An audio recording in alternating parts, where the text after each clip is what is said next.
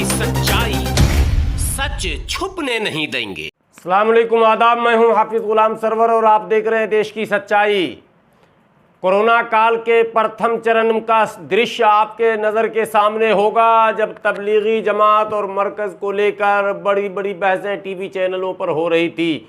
मगर ये गोदी मीडिया और सरकार में बैठे लोग आपको अब ये बताने को तैयार नहीं हैं कि उसी मरकज़ और उसी जमात के समर्थन में लाखों संत सड़क पर उतर चुके हैं। जी हाँ, आप देखें, बराबर में एक तस्वीर मैं दिखा रहा हूँ और इस तस्वीर को आप देखें, लाखों की तादाद में साधु संत हैं जो सड़कों पर उतरकर सरकार से ये मांग कर रहे हैं कि कोरोना में किसी भी जमात को अब टारगेट नहीं किया जाना चाहिए और ख़ास करके तबलीगी जमात को आप टारगेट नहीं करेंगे, क्योंकि तबलीगी जमात की भीड़ जो है वो सिर्फ 2200 से 2500 की थी, जबकि उसके बाद हज़ारों लाखों की भीड़ कई मौके पर, कई धार्मिक उत्सवों में और कई राजनीतिक उत्सवों में भी आपको दिखाई दी होगी।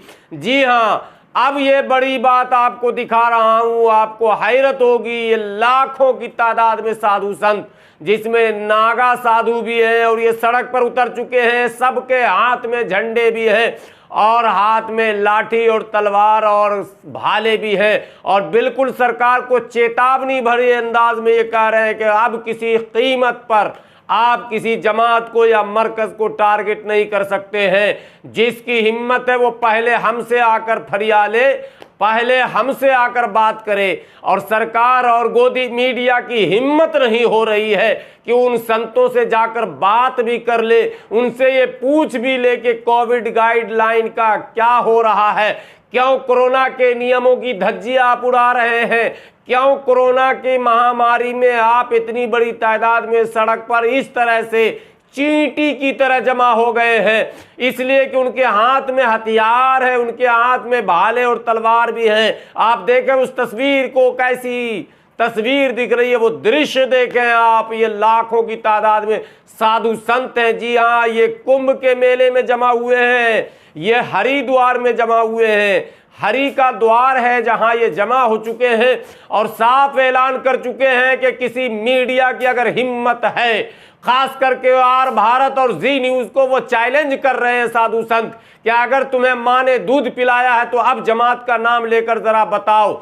लेकिन गोदी मीडिया को सांप सूंघ गया है, इनके होश उड़े हुए हैं, इनकी बोलती बंद है कि आखिर क्या किया जाए, क्योंकि कोरोना का दूसरा लहर भी आ चुका है और सरकार की नीयत भी साफ हो चुकी है। मौलाना अरविंद केजरीवाल ने रमजानुल मुबारक के महीने को खराब करने का पूरा मन बना लिया है और पहले रात्रि कर्फ्यू के बाद अब वीकेंड कर्फ्यू का ऐलान किया है। हो सकता है बहुत जल्द वो जो है पूरे संपूर्ण लॉकडाउन का ऐलान भी कर दें, क्योंकि मोहम्मद केजरुद्दीन पहले भी तबलीगी जमात को टारगेट कर चुके हैं और जब वो प्रेस कॉन्फ्रेंस करते थे तो वो एक एक करके जमातियों का लिस्ट पेश करते थे कि इतने कोरोना पॉजिटिव में इतने जमाती पाए गए हैं। लेकिन अब मोहम्मद अरविंद केजरुद्दीन साहब जो हैं, उनकी बोलती भी बंद हो चुकी है। अब बेड के इंतजाम में लगे हुए हैं और पूरी तरह से चेहरे पर हवाइयां उड़ रही हैं। उनकी भी हिम्मत नहीं हो रही है, क्योंकि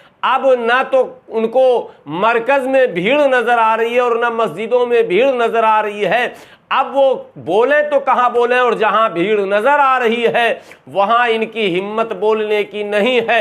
और ख़ास करके इस भीड़ को, जिस भीड़ की तरफ मैं इशारा कर रहा हूँ, ये साधु संतों की इतनी बड़ी भीड़ है जहाँ केजरीवाल भी नहीं बोलेंगे और केजरीवाल के आका यानी के केंद्र में बैठे केंद्रीय नेतृत्व और खास करके गृह मंत्री अमित शाह, जो कि केजरीवाल के बिल्कुल खास दाहिने हाथ इस वक्त बने हुए हैं, ब्रह्म, उनके ऊपर उनका खास आशीर्वाद रहता है। उनसे बगैर पूछे वो कोई डेटा, कोई आंकड़ा पेश नहीं करते हैं। अब वो भी सन्न हो चुके हैं और ये साधु संत बिल्कुल हथियारों के साथ सड़क पर आकर और बिल्कुल नहा धोकर तैयार होकर ऐलान कर रहे हैं कि खबरदार जो भारत सरकार या कोई भी एजेंसी तबलीगी जमात या किसी मस्जिद में नमाज पढ़ने वाले मौलवियों पर आवाज उठाएगा, अगर किसी पर आवाज उसने उठाने की कोशिश की तो मैं तो अभी 1 लाख की भीड़ लाया हूं, मैं 2-3 लाख की भीड़ भी ला सकता हूं, ये कह रहे हैं हरिद्वार के साधु और संत।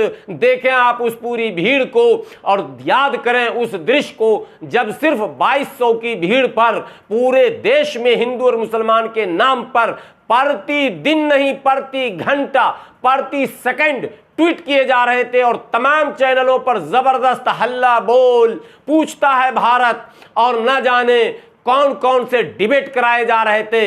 अब इनके भी हलक सूख चुके हैं, अब न हल्ला बोला जा रहा है और न भारत पूछ रहा है, अब तो साधु संत स्वयं पूछ रहे हैं कि कहां है रूबिका लियाकत। साधु संत स्वयं पूछ रहे हैं कहां है रोहित सरधना। साधु संत स्वयं पूछ रहे हैं कहां है अर्नब गोस्वामी। और साधु संत और भी पूछ रहे हैं कि एक सुधीर चौधरी नाम का व्यक्ति था जो ऑपरेशन वायरस चलाया करता था, कहां है सुधीर चौधरी। और ये है कि भागते दिख रहे हैं। टीवी चैनलों पर डिबेट भी शायद अब उस तरह के नहीं हो पा रहे हैं, बस टीवी आप स्टार्ट करें और कोरोना से इतने लोग पॉजिटिव पाए गए, इतने लोग मरे और इतने लोग ये हुए और वो हुए बोलकर ये कन्नी काट कर भागते हुए नजर आ रहे हैं। हाँ, एक खबर जरूर ये चला रहे हैं कि बंगाल में 4थे चरण का चुनाव हो चुका है और कोरोना ने वहां भी दस्तक दे दिया है, जबकि बंगाल के मतदाताओं ने साफ शब्दों में कह दिया कि हमारे सर पर अमित शाह जी का, जेपी नड्डा जी का और प्रधानमंत्री